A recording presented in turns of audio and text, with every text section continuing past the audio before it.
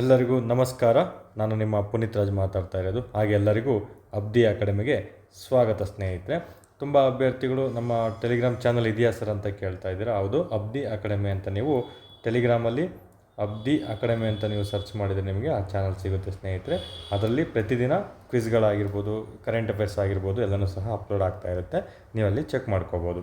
Okay, ಇಂದಿನ ಮೊದಲನೇ ಪ್ರಶ್ನೆ, ಕಂಪ್ಯೂಟರ್ನ ಮಾಕ್ ಟೆಸ್ಟ್ಗಳು ಮುಂದುವರಿದ ಭಾಗ ನೋಡ್ತಾ ಬರೋದಾದರೆ,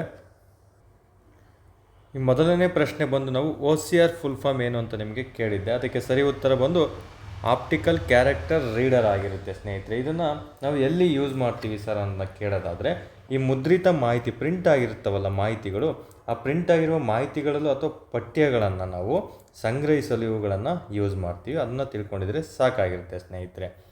ಇನ್ನು ಇದರಲ್ಲೇ ನಮಗೆ OCR ಆಯಿತು, OMR ಅಂತ ಒಂದು ಬರುತ್ತೆ, ಮತ್ತು MICR ಅಂತಲೂ ಒಂದು ಬರುತ್ತೆ. ಅದನ್ನು ಎರಡೂ ಸಹ ಫುಲ್ ಫಾರ್ಮ್ಗಳು ನಮಗೆ ಇಂಪಾರ್ಟೆಂಟ್ ಆಗಿರುತ್ತೆ. OMR ಅಂತ ಅಂದರೆ ಏನು, ಅದರ ಕರ್ತವ್ಯ ಏನು ಅನ್ನೋದನ್ನ ತಿಳ್ಕೊಳೋದಾದರೆ, ಇದು ನೋಡಿ, ಈ OMRನ ತುಂಬ ಸಲ ಎಕ್ಸಾಮಲ್ಲಿ ಫುಲ್ ಫಾರ್ಮ್ ಕೇಳಿದ್ದಾನೆ. ಆಪ್ಟಿಕಲ್ ಮಾರ್ಕ್ ರೀಡರ್ ಅಂತ ಕರಿತೀವಿ. ಆಪ್ಟಿಕಲ್ ಮಾರ್ಕ್ ರೀಡರ್ ಆಗಿರುತ್ತೆ ಅಥವಾ ರೆಕಗ್ನೈಸೇಷನ್ ಆಗಿರುತ್ತೆ. ಆಪ್ಷನಲ್ಲಿ ಯಾವುದಿದೆಯೋ ಅದನ್ನು ಚೂಸ್ ಮಾಡಬೇಕಾಗುತ್ತೆ ನೀವು. ಓಕೆನಾ? ಇದು ಏನಕ್ಕೆ ಯೂಸ್ ಆಗುತ್ತೆ ಸರ್ ಅಂದರೆ, ನೀವು ಆಲ್ರೆಡಿ ನೋಡಿದ್ದೀರ, ಪ್ರತಿ ಎಕ್ಸಾಮ್ ಬರೆಯೋದು ನೀವು OMR ಶೀಟ್ ಮೇಲೆ ಆಗಿರ್ತಾವಲ್ಲ, ಅದೇ ಥರ ಇದನ್ನು ಪೇಪರ್ ಮೇಲೆ ಪೆನ್ ಅಥವಾ ಪೆನ್ಸಿಲಿಂದ ಬರೆಯಲಾದ ಚಿಹ್ನೆಗಳನ್ನು ಗುರುತಿಸಲು ನಾವು ಇವುಗಳನ್ನು ಬಳಸ್ತೀವಿ ಸ್ನೇಹಿತರೆ. ಅಂದರೆ ಮೇಯ್ನ್ ಮೌಲ್ಯಮಾಪನ ಮಾಡಲು ಅನ್ನೋದನ್ನ ನೆನ್ಪಿಟ್ಕೊಂಡಿದ್ರೆ ಸಾಕು. ಇನ್ನು MICR ಅಂದರೆ ಏನು, ಅದೆಲ್ಲಿ ಬಳಸ್ತಾರೆ ಸರ್ ಅನ್ನೋದಾದರೆ, ಇದರ ಫುಲ್ ಫಾರ್ಮು ಸಹ ಅಷ್ಟೇ ತುಂಬಾ important. Magnetic ink character reader ಆಗಿರುತ್ತೆ. ರೀಡರ್ ಅಥವಾ ರೆಕಗ್ನೈಸೇಷನ್ ಆಗಿರುತ್ತೆ. ಆಪ್ಷನ್ ನೋಡಿ ನೀವು ಚೂಸ್ ಮಾಡಬೇಕಾಗುತ್ತೆ. ಇದನ್ನು ನಾವು ಮ್ಯಾಗ್ನೆಟಿಕ್ ಇಂಕ್ನಲ್ಲಿ ಮುದ್ರಿತವಾದ ಅಕ್ಷರಗಳನ್ನು ಗುರುತಿಸಲೋಸ್ಕರ ನಾವು ಅದನ್ನು ಬಳಸ್ತೀವಿ ಸ್ನೇಹಿತರೆ. ಈ MICR ಅನ್ನೋದನ್ನ ನಾವು ಮೇಯ್ನು ಬ್ಯಾಂಕ್ಗಳಲ್ಲಿ DD ಅಥವಾ ಚೆಕ್ಗಳಲ್ಲಿ ಬಳಸ್ತೀವಿ. ಮುದ್ರಿತವಾದ ಕೋಡ್ಗಳನ್ನು ನಾವು ಗುರುತಿಸಲು ಇವುಗಳನ್ನು ಬಳಸ್ತೀವಿ. ಹಾಗಾಗಿ ಇದು ಇಂಪಾರ್ಟೆಂಟ್ ಆಗಿರುತ್ತೆ. ಇನ್ನು ಮುಂದಿನ ಪ್ರಶ್ನೆ, okay, which of the following is not an output device. ಈ ಕೆಳಗಿನವುಗಳಲ್ಲಿ ಯಾವುದು ಔಟ್ಪುಟ್ ಡಿವೈಸ್ ಆಗಿಲ್ಲ ಅಂತ ಕೇಳಿದರೆ, ಆಲ್ರೆಡಿ ಎಕ್ಸ್ಪ್ಲೈನ್ ಮಾಡಿದ್ದೀನಿ. ಈ ಮೂರು ಸಹ ಔಟ್ಪುಟ್ ಡಿವೈಸ್ ಆಗಿರುತ್ತೆ. ಸ್ಕ್ಯಾನರ್ ಬಂದು ಒಂದು ಇನ್ಪುಟ್ ಡಿವೈಸ್ ಆಗಿರುತ್ತೆ ಸ್ನೇಹಿತರೆ. ಹಾಗಾಗಿ ಇದು ಇಂಪಾರ್ಟೆಂಟ್ ಆಗಿರುತ್ತೆ. ನೆಕ್ಸ್ಟ್ ಇಲ್ಲಿ ಇನ್ನೊಂದು ಟಾಪಿಕ್ನ ನಿಮಗೆ ತಿಳಿಸ್ಕೊಡ್ಬೇಕು ಸ್ನೇಹಿತರೆ. ಕೆಲವೊಂದು ಡಿವೈಸಸ್ಗಳು ಔಟ್ಪುಟ್ಟು ಆಗಿರ್ತವೆ ಪ್ಲಸ್ ಇನ್ಪುಟ್ಟು ಆಗಿರ್ತವೆ. ಇನ್ಪುಟ್ ಕಮ್ ಔಟ್ಪುಟ್ ಡಿವೈಸಸ್ ಯಾವುವು ಅಂತ ನಿಮಗೆ ಪ್ರಶ್ನೆಗಳನ್ನು ಕೇಳ್ತಾ ಬರ್ತಾರೆ. ಅದರಲ್ಲಿ ಮೊದಲನೇದು ಮಾಡೆಮ್ ಆಗಿರುತ್ತೆ, ನಂತರ ಪೆನ್ ಡ್ರೈವ್ ಆಗಿರುತ್ತೆ.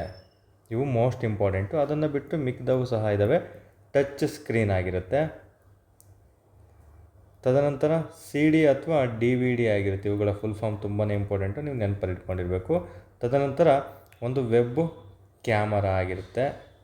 ತದನಂತರ ಫ್ಯಾಕ್ಸ್ ಆಗಿರುತ್ತೆ ಸ್ನೇಹಿತರೆ. ಇಷ್ಟು ಸಹ ಇನ್ಪುಟ್ ಸಾಧನಗಳು ಪ್ಲಸ್ ಔಟ್ಪುಟ್ ಸಾಧನಗಳಾಗಿಯೂ ಸಹ ಇವು ಕಾರ್ಯವನ್ನು ನಿರ್ವಹಿಸ್ತವೆ. ಪ್ರಶ್ನೆ ಯಾವ ಥರ ಕೇಳ್ತಾರೋ ಅದ್ರ ಮೇಲೆ ನೀವು ಉತ್ತರಿಸ್ತಾ ಬರಬೇಕಾಗುತ್ತೆ. ಇನ್ನು ಮುಂದಿನ ಪ್ರಶ್ನೆ, ಇದು ಸಹ ಸಿಂಪಲ್ ಆಗಿರುತ್ತೆ. ಈ ಕೆಳಗಿನ ಯಾವ ಗುಂಪುಗಳು ಔಟ್ಪುಟ್ ಸಾಧನಗಳನ್ನು ಮಾತ್ರ ಒಳಗೊಂಡಿರುತ್ತದೆ ಅಂತ ಕೇಳಿದರೆ, ಇಲ್ಲಿ ಔಟ್ಪುಟ್ ಸಾಧನಗಳು ನೋಡಿ, ಇಲ್ಲಿ ನಿಮಗೆ ಸ್ಕ್ಯಾನರ್ ಇದೆ ಇನ್ಪುಟ್ ಅಂತ ಗೊತ್ತು, ಮೌಸ್ ಇನ್ಪುಟ್ ಅಂತ ಗೊತ್ತು, ಕೀಬೋರ್ಡ್ ಇನ್ಪುಟ್ ಅಂತ ಗೊತ್ತು. ಹಾಗಾದರೆ ಇವು ಮೂರು ಅಲ್ಲ ಅಂದರೆ ನಾಲ್ಕನೇ ಆಪ್ಷನಲ್ಲಿ ಸರಿ ಉತ್ತರ ಆಗಿರುತ್ತೆ. ಮಾನಿಟರ್, ಪ್ರಿಂಟರ್ ಮತ್ತು ಪ್ಲೋಟರ್ ಔಟ್ಪುಟ್ ಸಾಧನಗಳಾಗಿರ್ತವೆ ಸ್ನೇಹಿತರೆ.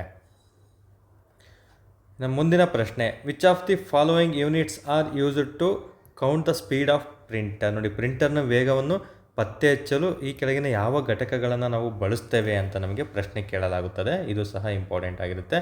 ಅದಕ್ಕೆ ಆಪ್ಷನ್ಗಳನ್ನ ನೋಡ್ತಾ ಬರೋದಾದರೆ ನೋಡಿ, ಇಷ್ಟು ಆಪ್ಷನ್ಸ್ ಇದೆ. CPS ಇಂದ ಅಳೆಯಲಾಗುತ್ತದ, ಅಥವಾ LPM ಇಂದ ಅಳೆಯಲಾಗುತ್ತದೆ, ಅಥವಾ PM ಇಂದ ಅಳೆಯಲಾಗುತ್ತದೆ ಅಂತ. ಇದಕ್ಕೆ ಸರಿ ಉತ್ತರ ಬಂದು ಆಲ್ ದಿ ಎಬೋ ಆಗಿರುತ್ತೆ ಸ್ನೇಹಿತರೆ. ಇವುಗಳ ಫುಲ್ ಫಾರ್ಮ್ ತುಂಬಾ ಇಂಪಾರ್ಟೆಂಟು. ಎಲ್ಲನೂ ಸಹ ಇವನ್ನ ನೆನಪಿಟ್ಕೊಳ್ಳಿ, ಎಕ್ಸಾಮಲ್ಲಿ ಕೇಳೋ ಚಾನ್ಸಸ್ಸು ತುಂಬಾ ಇರುತ್ತೆ.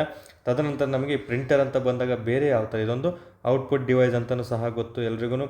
ತದನಂತರ ಇವುಗಳ ಕ್ವಾಲಿಟಿ, ಪ್ರಿಂಟರ್ಗಳ ಕ್ವಾಲಿಟಿನ ನಾವು ಯಾವುದರಲ್ಲಿ ಅಳಿತೀವಿ ಅಂತ ಪ್ರಶ್ನೆ ಆಗುತ್ತೆ. ಅದು DPIಗಳಲ್ಲಿ ಅಳಿತೀವಿ. DPI ಅಂದರೆ ಏನು ಸರ್ ಅಂತ ಪ್ರಶ್ನೆ ಕೇಳ್ತಾರೆ. ಡಾಟ್ಸ್ ಪರ್ ಇಂಚ್ ಆಗಿರುತ್ತೆ. ಇದರ ಫುಲ್ ಫಾರ್ಮನ್ನು ಸಹ ನೀವು ನೆನಪಲ್ಲಿ ಇಟ್ಕೊಂಡಿರಬೇಕಾಗುತ್ತೆ. ನೆಕ್ಸ್ಟು ನಿಮಗೆ ಈ ಪ್ರಿಂಟರ್ ಮೇಲೆ ಎರಡು ಥರ ಪ್ರಶ್ನೆಗಳು ಕೇಳ್ತವೆ. ಅದರಲ್ಲಿ ಎರಡು ವಿಧಗಳು ಬರ್ತವೆ. ಓಕೆ, ಇಂಪ್ಯಾಕ್ಟ್ ಪ್ರಿಂಟರ್ ಮತ್ತು ನಾನ್ ಇಂಪ್ಯಾಕ್ಟ್ ಪ್ರಿಂಟರ್ ಅಂತ. ಇಂಪ್ಯಾಕ್ಟ್ ಆ್ಯಂಡ್ ನಾನ್ ಇಂಪ್ಯಾಕ್ಟ್, ಇದ್ರ ಬಗ್ಗೆ ಕಾನ್ಸೆಪ್ಟ್ನ ತಿಳ್ಕೊಬೇಕಾಗುತ್ತೆ ಸ್ನೇಹಿತರೆ. ನಿಮಗೆ ಎಕ್ಸ್ಪ್ಲೈನ್ ಮಾಡ್ತೀನಿ. ಇದ್ರ ಮೇಲೆ ಪ್ರಶ್ನೆ ಕೇಳ್ತಾರೆ. ನೋಡಿ ಈ ಪ್ರಿಂಟರ್ ಅಂತ ಬಂದಾಗ ಒಂದು ಇಂಪ್ಯಾಕ್ಟ್ ಪ್ರಿಂಟರ್ ಅಂತ ಒಂದು ಬರುತ್ತೆ ಮತ್ತು ಇನ್ನೊಂದು ನಾನ್ ಇಂಪ್ಯಾಕ್ಟ್ ಪ್ರಿಂಟರ್ ಅಂತ ಬರುತ್ತೆ. ನಿಮಗೆ ಎಕ್ಸಾಮಲ್ಲಿ ಪ್ರಶ್ನೆಗಳು ಕೇಳ್ತಾ ಬರ್ತಾರೆ ಇದ್ರ ಮೇಲೆ. ಇಂಪ್ಯಾಕ್ಟ್ ಪ್ರಿಂಟರ್ ಅಂದರೆ ಏನು? ಇದರಲ್ಲಿ ನಾವು ಕೇವಲ ರಿಬ್ಬನ್ ಬಳಸಿಕೊಂಡು ಕಾಗದದ ಮೇಲೆ ಮಾಹಿತಿಯನ್ನು ಮುದ್ರಿಸ್ತೇವೆ. ಓಕೆ, ಇಲ್ಲಿ ರಿಬ್ಬನನ್ನು ಬಳಸ್ಕೊಂಡು ಕಾಗದದ ಮೇಲೆ ಮಾಹಿತಿಯನ್ನು ಮುದ್ರಿಸೋದಕ್ಕೆ ಇದನ್ನ ನಾವು ಯೂಸ್ ಮಾಡ್ತೀವಿ ಸ್ನೇಹಿತರೆ. ಇದು ಇಂಪಾರ್ಟೆಂಟ್ ಆಗಿರುತ್ತೆ. ಇದು ಯಾವ ಥರ ಅಂದರೆ ಟೈಪ್ ರೈಟರ್ ಇರುತ್ತಲ್ಲ, ಆ ಟೈಪ್ ರೈಟರ್ ಥರ ಕೆಲಸವನ್ನು ನಿರ್ವಹಿಸುತ್ತದೆ. ಇಂಪಾರ್ಟೆಂಟು. ಇನ್ನು ಇದು ನಾನ್ ಇಂಪ್ಯಾಕ್ಟ್ ಅಂದರೆ ಯಾವ ಥರ? ಇವು ಲೇಸರ್ ಮತ್ತು ಇತರೆ ತಂತ್ರಜ್ಞಾನವನ್ನು ಬಳಸ್ಕೊಂಡು ಮಾಹಿತಿಯನ್ನು ಮುದ್ರಿಸ್ತವೆ. ಅದು ಇಂಪಾರ್ಟೆಂಟ್ ಆಗಿರುತ್ತೆ, ನೆನಪಲ್ಲಿರಬೇಕು. ಇನ್ನು ಇವುಗಳಲ್ಲಿ ನಾವು ಪ್ರಮುಖವಾಗಿ ನೋಡ್ತಾ ಬಂದರೆ ಎಕ್ಸಾಮಲ್ಲಿ ಯಾವ ಥರ ಪ್ರಶ್ನೆ ಕೇಳ್ತಾರೆ ಅನ್ನೋದನ್ನ ನೋಡ್ತಾ ಬರೋದಾದರೆ ಇಲ್ಲಿ ನೋಡಿ, ಇಂಪ್ಯಾಕ್ಟಿಗೂ ನಾನ್ ಇಂಪ್ಯಾಕ್ಟಲ್ಲೂ ಕೆಲವೊಂದು ಟೈಪ್ಸ್ ಆಫ್ ಪ್ರಿಂಟರ್ಸ್ ಬರ್ತವೆ. ಅವು ನಿಮಗೆ ಎಕ್ಸಾಮಲ್ಲಿ ಪ್ರಶ್ನೆಗಳನ್ನು ಕೇಳ್ತಾ ಬರ್ತಾರೆ. ಮೊದಲನೇದಾಗಿ ಇಂಪ್ಯಾಕ್ಟ್ ಪ್ರಿಂಟರ್ಗೆ ಉದಾಹರಣೆಗಳು ನೋಡ್ತಾ ಬರೋಣ. ನೋಡಿ, ಒಂದು ಡಾಟ್ ಮ್ಯಾಟ್ರಿಕ್ಸ್ ಪ್ರಿಂಟರ್ ಅಂತ ಬರುತ್ತೆ. ಡಾಟ್ ಮ್ಯಾಟ್ರಿಕ್ಸ್ ಪ್ರಿಂಟರ್ ಆಗಿರ್ಬೋದು. ತದನಂತರ ನಿಮಗೆ ಲೈನ್ ಪ್ರಿಂಟರ್ ಆಗಿರ್ಬೋದು, ಲೈನ್ ಪ್ರಿಂಟರ್ ಆಗಿದೆ. ತದನಂತರ ನಿಮಗೆ ಡ್ರಮ್ ಪ್ರಿಂಟರ್, ಇದನ್ನು ಸಹ ಎಕ್ಸಾಮಲ್ಲಿ ತುಂಬ ಸಲ ಕ್ವಶನ್ ಕೇಳಿದ್ದಾನೆ. ಡ್ರಮ್ ಪ್ರಿಂಟರ್ ಯಾವುದಕ್ಕೆ ಉದಾಹರಣೆ ಆಗಿದೆ ಅಂತ. ತದನಂತರ ನಿಮಗೆ daisy wheel printer, daisy wheel printer ಅಂತ ಬರುತ್ತೆ. ಇವು ನಾಲ್ಕು ಸಹ ಇಂಪ್ಯಾಕ್ಟ್ ಪ್ರಿಂಟರ್ಗೆ ಉದಾಹರಣೆಗಳಾಗಿರ್ತವೆ. ಇಲ್ಲಿ ನಾನ್ ಇಂಪ್ಯಾಕ್ಟ್ ಪ್ರಿಂಟರ್ ಅಂತ ಬಂದಿದೆ. ಈ ನಾನ್ ಇಂಪ್ಯಾಕ್ಟ್ ಪ್ರಿಂಟರ್ಗೆ ಉದಾಹರಣೆಗಳು ಯಾವುದು? ಇಂಕ್ ಜೆಟ್ ಪ್ರಿಂಟರ್ ಆಗಿರುತ್ತೆ. ತದನಂತರ ಇನ್ನೊಂದು ಮೋಸ್ಟ್ ಇಂಪಾರ್ಟೆಂಟ್ ಇದರಲ್ಲಿ ಬರೋದು ಲೇಸರ್ ಪ್ರಿಂಟರ್. ಓಕೆ, ಇಲ್ಲಿ ಕನ್ಫ್ಯೂಷನ್ ಆಗಬಾರ್ದು. ಈ ಕಡೆ ಲೇಸರ್ ಬರುತ್ತೆ, ಇಲ್ಲಿ ಲೈನ್ ಬರುತ್ತೆ, ಯಾವುದೇ ಕಾರಣಕ್ಕೂ ಕನ್ಫ್ಯೂಷನ್ ಆಗಬಾರ್ದು.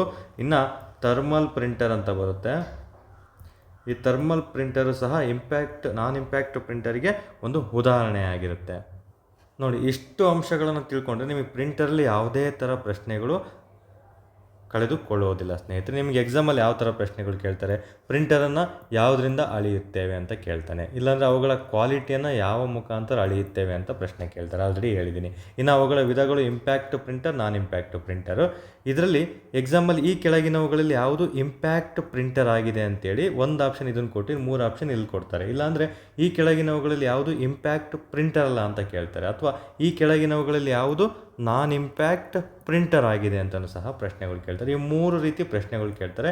ಇಷ್ಟು ಫ್ಲೋ ಚಾರ್ಟ್ ನಿಮಗೆ ನೆನಪಲ್ಲಿದ್ದರೆ ನಿಮಗೆ 100% ಪ್ರಿಂಟರಲ್ಲಿ ಯಾವುದೇ ಥರ ಪ್ರಶ್ನೆಗಳು ಕಳೆದುಕೊಳ್ಳಲು ಚಾನ್ಸ್ ಇರೋದಿಲ್ಲ ಸ್ನೇಹಿತರೆ. ಇದನ್ನು ನೀವು ಕಂಪಲ್ಸರಿ ಈ ಫ್ಲೋ ಚಾರ್ಟ್ನ ನೆನಪಲ್ಲಿ ಇಟ್ಕೊಂಡಿರಲೇಬೇಕಾಗುತ್ತೆ. ಇನ್ನು ಮುಂದಿನ ಪ್ರಶ್ನೆ ನೋಡಿ, which of the following is considered as the brain of computer? ನಾವು ಯಾವುದನ್ನು ಬ್ರೈನ್ ಆಫ್ ಕಂಪ್ಯೂಟರ್ ಅಂತ ಕರಿತೀವಿ, ಎಲ್ಲರೂ ಸಹ ಓದಿರ್ತೀರ. ಸೆಂಟ್ರಲ್ ಪ್ರೊಸೆಸಿಂಗ್ ಯೂನಿಟ್ ಆಗಿರುತ್ತೆ ಸ್ನೇಹಿತರೆ. ಇದು ತುಂಬಾ ಇಂಪಾರ್ಟೆಂಟ್. ಇದು ಯಾವುದೆಲ್ಲ ಅಂಶಗಳನ್ನು ಒಳಗೊಂಡಿರ್ತದೆ ಸೆಂಟ್ರಲ್ ಪ್ರೊಸೆಸಿಂಗ್ ಯೂನಿಟ್ ಅನ್ನೋದನ್ನ ಎಕ್ಸಾಮಲ್ಲಿ ತುಂಬ ಬಾರಿ ಪ್ರಶ್ನೆ ಕೇಳಿದ್ದಾರೆ. ALU ಆಗಿರ್ಬೋದು, ಅರ್ಥಮೆಟಿಕ್ ಲಾಜಿಕ್ ಯೂನಿಟ್, CU ಆಗಿರ್ಬೋದು, ಕಂಟ್ರೋಲ್ ಯೂನಿಟ್, MU ಆಗಿರ್ಬೋದು, ಮೆಮೊರಿ ಯೂನಿಟ್ ಆಗಿರುತ್ತೆ. ನೋಡಿ, ಈ CPU ಅಲ್ಲಿ ಬ್ರೈನ್ ಯಾವುದು ಅಂತ ಕೇಳಿದರೆ ಕಂಟ್ರೋಲ್ ಯೂನಿಟ್ ಆಗುತ್ತೆ. ಯಾಕಂದರೆ ಇದು ಎಲ್ಲ ಆಗು ಹೋಗುಗಳನ್ನು ಕಂಟ್ರೋಲ್ ಮಾಡೋದು CPU ಕಂಟ್ರೋಲ್ ಯೂನಿಟ್ ಆಗಿರುತ್ತೆ ಸ್ನೇಹಿತರೆ. ನೋಡಿ, ಬ್ರೈನ್ ಆಫ್ ಕಂಪ್ಯೂಟರ್ ಅಂದರೆ CPU ನಲ್ಲಿ ಬ್ರೈನ್ ಆಫ್ ಯಾವುದು ಅಂತ ಕೇಳಿದರೆ ಕಂಟ್ರೋಲ್ ಯೂನಿಟ್ ಆಗಿರುತ್ತೆ. ಇಂಪಾರ್ಟೆಂಟು. ಇನ್ನು ಮುಂದಿನ ಪ್ರಶ್ನೆ ನೋಡಿ, ಸಿಂಪಲ್ಲು. ಕಂಪ್ಯೂಟರ್ನಲ್ಲಿ ಕೇಂದ್ರ ಸಂರಕ್ಷಣಾ ಘಟಕ ಅಂದರೆ CPU ಆಗಿರುತ್ತೆ. CPU ಈ ಕೆಳಗಿನ ಯಾವುಗಳನ್ನು ಒಳಗೊಂಡಿದೆ ಅಂತ ಆಲ್ರೆಡಿ ಹೇಳಿದೆ ನಿಮಗೆ. ALU ಆಗಿರ್ಬೋದು, MU ಆಗಿರ್ಬೋದು, CU ಆಗಿರ್ಬೋದು, ತದನಂತರ ರಿಜಿಸ್ಟರ್ಗಳನ್ನು ಸಹ ಇದು ಒಳಗೊಂಡಿರುತ್ತದೆ. ಮೇಜರ್ ಪಾಯಿಂಟ್ಸ್ ಅಂತ ಕೇಳಿದಾಗ ಇವು 3 ಇರ್ತವೆ, ಅದ್ರ ಜೊತೆ ರಿಜಿಸ್ಟರ್ ಸಹ ಒಳಗೊಂಡಿರುತ್ತದೆ ಸ್ನೇಹಿತರೆ. ಇನ್ನು ಮುಂದಿನ ಪ್ರಶ್ನೆ ನೆಕ್ಸ್ಟ್, ಈ CPU ಅಂತ ಓದಿದರೆ ಅದರಲ್ಲಿ ಬರುವಂತಹ ಭಾಗದ ಮೇಲೆ ಒಂದು ಪ್ರಶ್ನೆ ಕೇಳಿದ್ದಾರೆ. CPUದ ಕೆಳಗಿನ ಯಾವ ಘಟಕವು ಸಂಕಲನ, ವ್ಯವಕಲನ, ಭಾಗಾಕಾರ, ಗುಣಾಕಾರ ಮತ್ತು ಆ್ಯಂಡ್, ಆರ್ ಮತ್ತು ನಾಡ್ನಂತಹ ತರ್ಕ ವಿಷಯಗಳಿಂದ ತರ್ಕ ಕಾರ್ಯಾಚರಣೆಗಳಂತಹ ಅಂಕಗಣಿತದ ಕಾರ್ಯಾಚರಣೆಗಳನ್ನು ಇವು ನಿರ್ವಹಿಸ್ತವೆ ಅಂತ ಪ್ರಶ್ನೆ ಕೇಳಿದೆ. ಸಿಂಪಲ್. ಇದಕ್ಕೆ ಸರಿ ಉತ್ತರ ಬಂದು ನಿಮಗೆ ALU ಆಗಿರುತ್ತೆ, ಅರ್ಥಮೆಟಿಕ್ ಲಾಜಿಕ್ ಯೂನಿಟ್. ನೋಡಿ, ಸಂಕಲನ, ವ್ಯವಕಲನ, ಭಾಗಾಕಾರ, ಗುಣಾಕಾರ ಅಂತೆಲ್ಲ ಬಂದರೆ ನಿಮಗೆ ಅರ್ಥಮೆಟಿಕ್ ವಿಷಯಕ್ಕೆ ಯಾವುದನ್ನು ಬಂತಂದರೆ ಸ್ನೇಹಿತರೆ ಅದಕ್ಕೆ ಸರಿ ಉತ್ತರ ALU ಆಗಿರುತ್ತೆ. ಇನ್ನು ಮುಂದಿನ ಪ್ರಶ್ನೆ, which of the following is not A hardware ಅಂತ ಕೇಳಿದ್ದಾರೆ. ಹಾರ್ಡ್ವೇರಲ್ಲಿ ಇನ್ಪುಟ್, ಔಟ್ಪುಟ್ ಅಂತಲೂ ಬರುತ್ತೆ ಅಂತಲೇ ಹೇಳಿದ್ದೀನಿ. ಯಾವೆಲ್ಲ ಹಾರ್ಡ್ವೇರ್ ಇದಾವಂತಲೂ ಸಹ ತಿಳಿಸ್ಕೊಟ್ಟಿದ್ದೀನಿ. ಹಾಗಾದರೆ ಸರಿ ಉತ್ತರ ಇಲ್ಲಿ ನೋಡ್ತಾ ಬರೋದಾದರೆ ಪ್ರೊಸೆಸರ್ ಚಿಪ್ ಇದೊಂದು ಹಾರ್ಡ್ವೇರ್ ಆಗಿರುತ್ತೆ, ಪ್ರಿಂಟರ್ ಹಾರ್ಡ್ವೇರ್, ಮೌಸರ್ ಸಹ ಹಾರ್ಡ್ವೇರ್ ಆಗಿರುತ್ತೆ, ಅದಕ್ಕೆ ಜಾವಾ ಒಂದು ಸಾಫ್ಟ್ವೇರ್ ಆಗಿರುತ್ತೆ ಸ್ನೇಹಿತರೆ. ಹಾಗಾಗಿ ಇದಕ್ಕೆ ಸರಿ ಉತ್ತರ ಜಾವಾ ಆಗಿರುತ್ತೆ. ಮುಂದಿನ ಪ್ರಶ್ನೆ, ಈ ಪ್ರಶ್ನೆ ತುಂಬಾ ಇಂಪಾರ್ಟೆಂಟ್, ಇಲ್ಲಿ ಸ್ವಲ್ಪ ಕನ್ಫ್ಯೂಷನ್ ಆಗೋಗ್ತಾರೆ. ಓಕೆನಾ. ಯಾವ ಮೆಮೊರಿ ಯೂನಿಟ್ಟು ನೇರವಾಗಿ ಸಿ ಪಿ ಯುನೊಂದಿಗೆ ಸಂವಹನವನ್ನು ನಡೆಸುತ್ತದೆ ಅಂತ ಪ್ರಶ್ನೆ ಕೇಳಿದರೆ ಸರಿ ಉತ್ತರ ಮೈನ್ ಮೆಮೊರಿ ಆಗಿರುತ್ತೆ. ನೆನಪಲ್ಲಿ ಇಟ್ಕೊಳ್ಳಿ ಸ್ನೇಹಿತರೆ. ಈ ಕ್ವಶನ್ ಡೈರೆಕ್ಟಾಗಿ ಹೀಗೆ ಕೇಳ್ತಾರೆ, ಅದಕ್ಕೆ ಸರಿ ಉತ್ತರ ಮೈನ್ ಮೆಮೊರಿ. ನೋಡಿ, ಸಿ ಪಿ ಯುನ ಗಡಿಯಾರದ ದರವನ್ನು ಯಾವ ಘಟಕದಲ್ಲಿ ನಾವು ಅಳೆಯುತ್ತೇವೆ ಅಂದರೆ ಸಿ ಪಿ ಯುನ ನಾವು ಯಾವುದರಿಂದ ಮೆಜರ್ ಮಾಡ್ತೀವಿ, ಅದರ ಸ್ಪೀಡ್ ಆಗಿರ್ಬೋದು, ಇತರೆ ಆಗಿರ್ಬೋದು, ಯಾವುದರಿಂದ ಮೆಜರ್ ಮಾಡ್ತೀವಿ ಅಂತ ಪ್ರಶ್ನೆ ಕೇಳಿದರೆ ಮಿಲಿ ಸೆಕೆಂಡ್ಸಾ, ಮೈಕ್ರೋ ಅರ್ಜಾ, ನ್ಯಾನೋ ಸೆಕೆಂಡ್ಸಾ ಅಥವಾ ಮೆಗಾ ಅರ್ಜಾ ಅಥವಾ ಗೀಗಾ ಅರ್ಜಾ ಅಂತ ಕೇಳಿದರೆ ನಾವು ಸಿ ಪಿ ಯುನ ಅಳೆಯೋದು ಮೆಗಾ ಅರ್ಜ್ ಅಥವಾ ಗೀಗಾ ಅರ್ಜ್ಗಳಿಂದ ಇವುಗಳನ್ನು ಅಳಿತೀವಿ. ಕೆಲವೊಂದು ಸಲ ಆಪ್ಷನಲ್ಲಿ ಬರೀ ಅರ್ಜ್ ಅಂತ ಇರುತ್ತೆ, ಅದನ್ನು ಸಹ ಸರಿಯಾಗಿರುತ್ತೆ. ಅದರಿಂದಗಡೆ ಮೆಗಾ ಅರ್ಜ್ ಆದರೂ ಕೊಡ್ಬೋದು, ನಿಮಗೆ ಗೀಗಾ ಅರ್ಜ್ ಆದರೂ ಕೊಡ್ಬೋದು. ಎರಡೂ ಆಪ್ಷನ್ಸ್ ಇತ್ತಂದರೆ ಎರಡೂ ಸಹ ಸರಿ ಉತ್ತರ ಆಗಿರುತ್ತೆ ಸ್ನೇಹಿತರೆ, ನೆನಪಲ್ಲಿರಬೇಕು. ಓಕೆ, ನೆಕ್ಸ್ಟು ಇವತ್ತಿನ ಟಾಪ್ ಪ್ರಶ್ನೆ ಬಂದು ಕೆಳಗಿನವುಗಳಲ್ಲಿ ಕಂಪ್ಯೂಟರ್ ಸಿಸ್ಟಮ್ ಘಟಕದ ಮುಖ್ಯ ಸರ್ಕ್ಯೂಟ್ ಬೋರ್ಡ್ ಯಾವುದು ಅಂತ ಪ್ರಶ್ನೆ ಕೇಳಿದರೆ, ಅಂದರೆ ಮೇಯ್ನ್ ಸರ್ಕ್ಯೂಟ್ ಬೋರ್ಡ್ ಯಾವುದು, ಕಂಪ್ಯೂಟರ್ನಲ್ಲಿ ಮೇಯ್ನ್ ಸರ್ಕ್ಯೂಟ್ ಬೋರ್ಡ್ ಯಾವುದು ಅಂತ ಇಲ್ಲಿ ಪ್ರಶ್ನೆ ಆಗಿದೆ. ಅದಕ್ಕೆ ಸರಿ ಉತ್ತರವನ್ನು ನೀವು ಕಮೆಂಟ್ ಬಾಕ್ಸಲ್ಲಿ ಕಮೆಂಟ್ ಮಾಡಿ. ರಿಜಿಸ್ಟರಾ, ಸಿ ಪಿ ಯುನ, ಮದರ್ ಬೋರ್ಡಾ, ರ್ಯಾಮಾ. ಓಕೆ, ಇದು ಇಂದಿನ ಪ್ರಶ್ನೆ, ಟಾಪ್ ಪ್ರಶ್ನೆ ಇದಾಗಿರುತ್ತೆ ಸ್ನೇಹಿತರೆ. ಇಷ್ಟು ಸಹ ಕಂಪ್ಯೂಟರ್ನ ಪ್ರಮುಖ ಅಂಶಗಳು, ಮಾಕ್ 1 ಟೆಸ್ಟಿನ ಕಂಪ್ಯೂಟರ್ನ ಪ್ರಮುಖ ಅಂಶಗಳಾಗಿರ್ತವೆ. ಇನ್ನು ಮಾಕ್ 2 ಟೆಸ್ಟಲ್ಲಿ ನಾಳೆಯಿಂದ ಮತ್ತೆ ಕನ್ನಡ ಕ್ಲಾಸಸ್ಸು ಶುರುವಾಗುತ್ತೆ. ಕನ್ನಡ 35 ಪ್ರಶ್ನೆಗಳು ಮುಗಿದ ನಂತರ ಮತ್ತೆ ಕಂಪ್ಯೂಟರ್ 30 ಪ್ರಶ್ನೆಗಳನ್ನು ನಾನು ನಿಮಗೆ ತಿಳಿಸ್ಕೊಡ್ತಾ ಬರ್ತೀನಿ ಸ್ನೇಹಿತರೆ. ಇನ್ನು ಇಂಗ್ಲೀಷ್ ಯಾವ ಥರ ಸರ್ ಅಂತ ಕೇಳಿದರೆ, ಇಂಗ್ಲೀಷನ್ನು ತ್ರಿವೇಣಿಯವರು ಕ್ಲಾಸಸ್ನ ಮಾಡ್ತಾ ಬರ್ತಾರೆ. ಸದ್ಯಕ್ಕೆ ನಾನು ಕಂಪ್ಯೂಟರ್ ಮತ್ತು ಕನ್ನಡ ಇದನ್ನು ನಿಮಗೆ ತಿಳಿಸ್ಕೊಡ್ತಾ ಬರ್ತೀನಿ ಕಮ್ಯುನಿಕೇಷನ್ ಪೇಪರಲ್ಲಿ. ಇಷ್ಟು ಸಹ ಇವತ್ತಿನ ಅಂಶಗಳಾಗಿರ್ತವೆ ಸ್ನೇಹಿತರೆ. ಧನ್ಯವಾದಗಳು.